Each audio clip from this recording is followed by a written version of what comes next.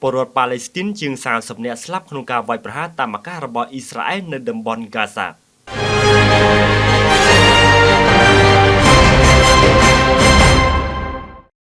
យោងតាមក្រុមអាជ្ញាធរមូលដ្ឋានមនុស្សយ៉ាងហោចណាស់32នាក់បានស្លាប់ក្នុងរលកនៃការវាយប្រហារតាមអាកាសរបស់អ៊ីស្រាអែលនៅទូទាំងតំបន់ហ្គាហ្សាកាលពីថ្ងៃសៅរ៍31មករាទីភ្នាក់ងារការពារជនស៊ីវិលដែលដំណើរការដោយក្រុមហាម៉ាស់បាននិយាយថាកុមារនិងស្ត្រីក្នុងចំណោមអ្នកដែលត្រូវបានសម្លាប់ក្រុមនេះបានបន្ថែមថានៅក្នុងការវាយប្រហារមួយឧទ្ធម្ភិកចក្រប្រដាប់អាវុធវាយប្រហារតង់មួយដែលផ្ដាល់ជំរកដល់ជំភាខ្លួននៅក្នុងទីក្រុងខាន់យូនីភាគខាងត្បូងប្រជាជនប៉ាឡេស្ទីនបានហៅការវាយប្រហារទាំងនេះជាការវាយប្រហារដ៏ធ្ងន់ធ្ងរបំផុតចាប់តាំងពីដំណាក់កាលទី2នៃបទឈប់បាញ់សម្របសម្រួលដោយប្រធានថាបតីលោកដូណាល់ត្រាំក្នុងខែតុលាឆ្នាំ